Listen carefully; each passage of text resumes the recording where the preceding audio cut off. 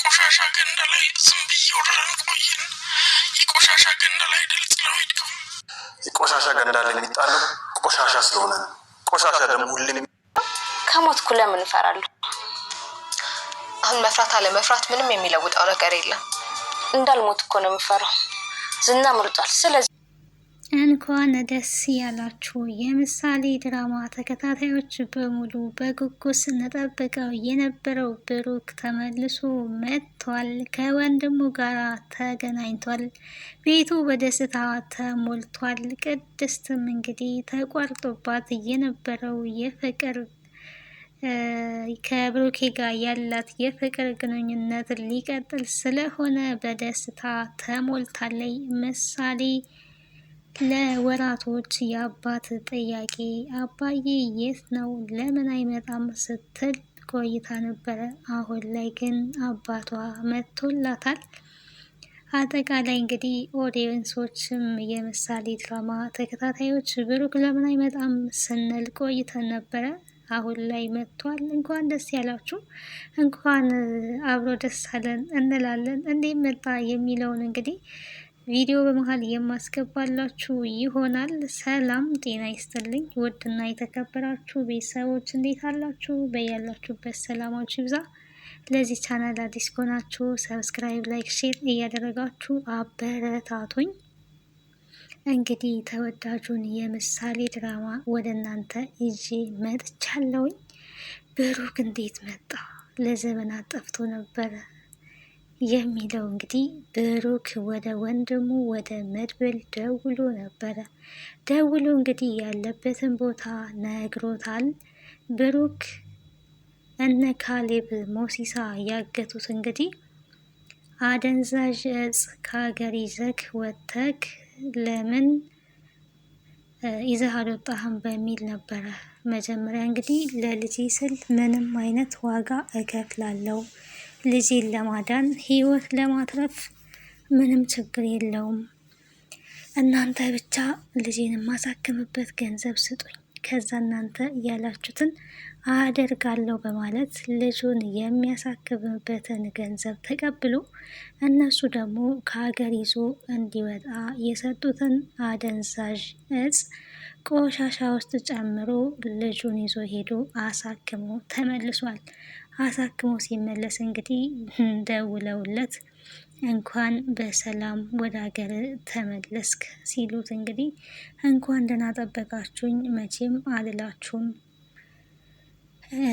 በማለት መልሶላቸዋል። ምክንያቱም ያዘዝንህን ካላደረክ ዋጋ እንደምትከፍል ሊያስገድልክ እንደሚችል ታውቃለህ ብለው እንግዲህ ዝተውበታል ማለት ነው። መጀመሪያ ላይ እንዲያውም ልጅህን ለማሳከም እንደዚህ አይነት ውሳኔ ለምን መወሰን ፈለክ? ለምን ቤትክን አትሸጥም ነበር ሲሉት የነበረው። ያለኝ ንብረት ቤቴና መኪናዬ ነው። መኪናዬን ሸጫለሁ። ልጄ ደግሞ ታክማ ስትድን ንብረት ያስፈልጋታል፣ ቅርስ ያስፈልጋታል። እኔ ብሞት እንኳን ለልጄ ቤት አውርሼ እሞታለሁ። እሱ ለእሷ ቀሪ ገንዘብ ይሆናታል፣ ለዛ ነው በማለት እንግዲህ ነግሯቸው ነበረ።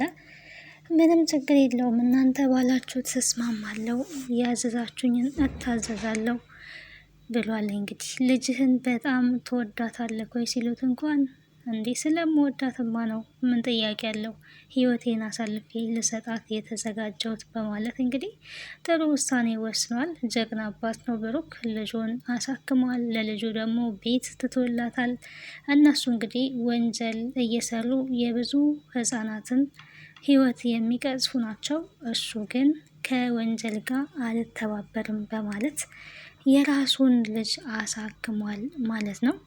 መድብል ጋር እንግዲህ ደውሎ ከባድ ብር እንደሚፈለግና መውጣት እንዳልቻለ ደውሎለት ነበረ። በአጋጣሚ መድብል እንግዲህ ታውቃላችሁ አድራሻ ፈልጎ ብሩክ ያለበትን ሄዶ አውጥቶታል ማለት ነው። ብሩክ ወደ ቤቱ ተመልሷል። ከዛ በፊት እንግዲህ በጣም ሲፈልገው ነበረ። ዝናንም አግቶት ለብዙ ቀናት ዝና ስለ ብሩክ አልናገርም ብሎ ነበር ማለት ነው። አላቅም ብሩክ የት እንዳለ ላቅ አልችልም፣ እኔ የብሩክ ጠባቂ ነኝ ወይ በማለት እንግዲህ ሲዋሽና ሲክድ አይተነዋል። በስተመጨረሻም እንግዲህ ዝና በድንገት አመልጧል። ዝና በማምለጡ ደግሞ መድብል በጣም ተናዶ ነበር። ምክንያቱም ስለ ብሩክ ካልተናገረ እዛው ገለዋለሁ እንጂ አይወጣም ብሎ ነበር ማለት ነው። ነገር ግን የመድብል ስልክ ከኪሱ በአጋጣሚ ይወድቃል። በዛ ስልክ አማካኝነት ለነ ካሌብ ሞሲሳ ደውሎ ዝና ወጥቷል ማለት ነው። ዝና ከወጣ በኋላ ብሩክ መወገድ አለበት፣ መገደል አለበት፣ እኔ እኮ በጣም ስሰቃይ ነው እየከረምኩት በማለት እንግዲህ ለካሌብ ሞሲሳም ደውሎ ነበረ። ነገር ግን አልተሳካም ማለት ነው። ብሩክ እንግዲህ በእነሱ ቁጥጥር ስር ከመዋሉ በፊት አርፋችሁ ከኔ ላይ የማትቀመጡ ከሆነ ሁላችሁንም አጋልጣችኋለሁ፣ ለፖሊስ ነው የማመለክተው ብሏቸው ነበረ። ችግር የለውም ፖሊስ ጣቢያ ሄደ ብታመለክት እኛ ፖሊስ ጣቢያ ፖሊስ ሆነን እንጠብቀሃለን፣ ፍርድ ቤት ብትሄድም እኛ ዳኛ ሆነን እንጠብቀሃለን፣ ሞተክ ሲኦል ብትሄድም ሲኦል በር ላይ ልንጠብቅ የምንችለው እኛንን ብሎታል ካሌብ ሞሲሳ ማለት ነው። እነማንን ብላችሁ ነው እንደዚህ የምታስቡት ብሎ እንግዲህ ተሳፍጧቸዋል። የካሌብ ሞሲሳ ቡድኖች ጨካኞችና አረመኔ ቡድን ነው ያላቸው ማለት ነው። እና በእንደዛ ሲያስፈራሩት ነበረ። እኔ ማንንም የምፈራ አይደለሁም፣ አርፋችሁ ከኔ ላይ ተቀመጡ፣ እኔ ደረስኩበት እንዳደርሱ ብሏቸዋል። አታስብ፣ በቅርቡ ማድረግ ያለብንን እናደርጋለን እንዳሉት እንግዲህ ብሩክ በተኛበት ነው ቤት ገብተው ማደንዘዣ ወቅተው ከቤት የወሰዱት እና በዚህም የተነሳ ነው ቅድስትም ጠዋት ላይ ስትነሳ ከመኝታ ቤት ያጣችው። ቅድስት እንግዲህ ትልቅ ቦታ ልቤ ውስጥ ያገኘሽው አንቺ ነሽ። መጀመሪያ በህይወቴ ከሁለት ሴቶች ነበሩ። መጀመሪያ ታውቂያለሽ፣ ሃይማኖት ናት የልጄ እናት፣ በጣም የምወዳት ሞት ወሰደብኝ። ቀጣይ እንግዲህ እንደምታውቂያት መሀሌት ነበረች፣ እንደዛ ስታቃጥለኝ ስታሰቃየኝ የነበረችው። ሶስተኛ ደግሞ አንቺ በልቤ ውስጥ ትልቅ ቦታ አለሽ፣ እወድሻለሁ፣ የልጄ እናት ልትሆኚ ፈቃደኛ ነሽ ወይ በማለት እንግዲህ ጠይቋት ነበረ። ፍቅር እንግዲህ እንደጀመሩ ነው ይሄ ነገር እየተፈጠረው። እኔ ሰራተኛዬ ናት ብዬ አልንቅሽም፣ ለአንቺ በጣም ትልቅ ቦታ ነው ያለኝ፣ አንቺ የምትወደጂ ልጅ ነሽ፣ የልጄ እናት መሆን ሚስቴ መሆን አትፈልጊም ወይ ብሎ እንግዲህ ጥያቄ አቅርቦላታል። ይሄንን ተስማምታ ነበረ። ደስ ብሏት እንግዲህ ቅድስት በጣም ነው የምታፈቅረው። ምክንያቱም ብሩኬ ለልጁ ሟች ትዳር አክባሪ ነው። መሀሌት ግን በጥጋቧ በጣም አስቸጋሪ ሴት ሆና ፈቷታል ማለት ነው። ምክንያቱም ምሳሌ አትታከምም፣ መታከም የለባትም፣ ንብረት ነው የምፈልገው፣ ንብረቴ እንዲሸጥ አልፈለግም በማለት ንብረት ላይ ትኩረት ስታደርግ ስለነበረ ብሩክ እንግዲህ ፈቷታል።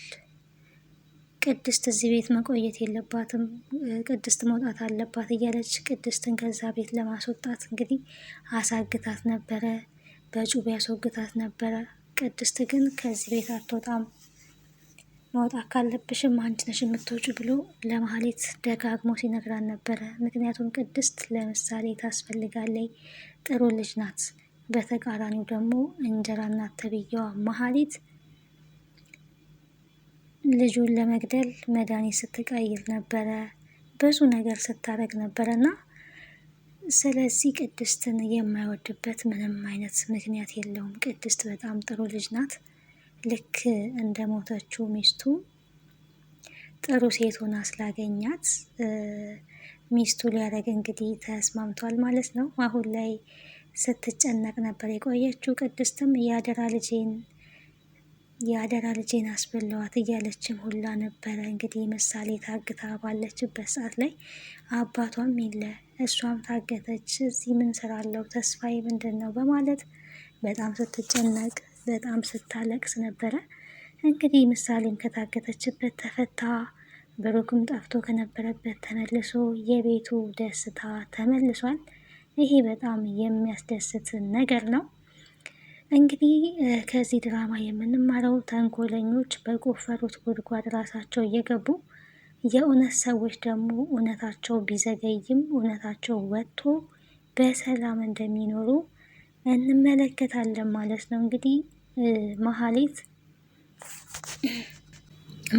እንግዲህ በቆፈረችው ጉድጓድ ራሷ ገብታለች። አሁን ላይ እነ ካሌብ ሞሲሳ እጅ ትገኛለች ማለት ነው። ጥፋት አጥፍታለች። እነ ካሌብ ሞሲሳ ደግሞ በጣም ሀርዶች ናቸው። ስለዚህ ብሩክን ሲያሰቃዩ እንደቆዩ አሁን ላይ መሀሌትን ያሰቃያሉ። ለኤፍራታ ደግሞ ዝና ተፈቶላታል። ዝናን አሳልፋ ስለሰጠችው ለመድብል እሱም እንግዲህ ይበቀላታል። መከፈኛሽን አዘጋጂ በያት እህትሽን ብሏታል። እንግዲህ ለመሀሌት ደውሎ ብቻዬንማ አልሞትም ብላለች። ብቻዬን አልሞትም፣ ለዚህ ሁሉ ያበቃሽኝ አንቺ ነሽ እያለች ትገኛለች። እህቷን ማለት ነው። አንቺ ብሩክን ባትፈቺ ኖሮ እኔም ይሄ ሁሉ ነገር አይደርስብኝም ነበረ።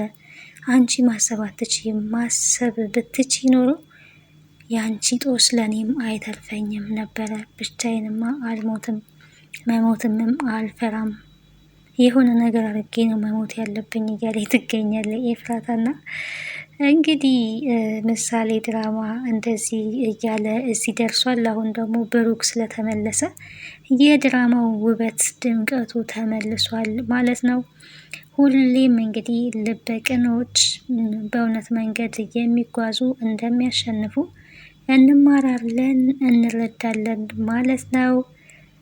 ቀጣዩ ክፍል ምን ሊሆን ይችላል የሚለውን አብረን የምናይ ይሆናል። ለዛሬ እንግዲህ ይዤላችሁ የመጣሁት ይሄንን ይመስላል። ቀጣዩን ክፍል ወደ እናንተ ይዤ እስከምመጣ ሰላም ቆዩልኝ። ቤተሰብ ያሉ ናችሁ ቤተሰብ ሁኑ፣ አበረታቱኝ። እንግዲህ በዚህ ቻናል የሚቀርበው ሁሌም ተከታታይ ድራማዎችን እናቀርብበታለን። ከእናንተ የሚጠበቀው ያው ቤተሰብ መሆን ብቻ ነው። ሰብስክራይብ፣ ላይክ እያደረጋችሁ ታበረታቱኝ ዘንድ በአክብሮት ጠይቃለሁ። ሰላም ሁኑ።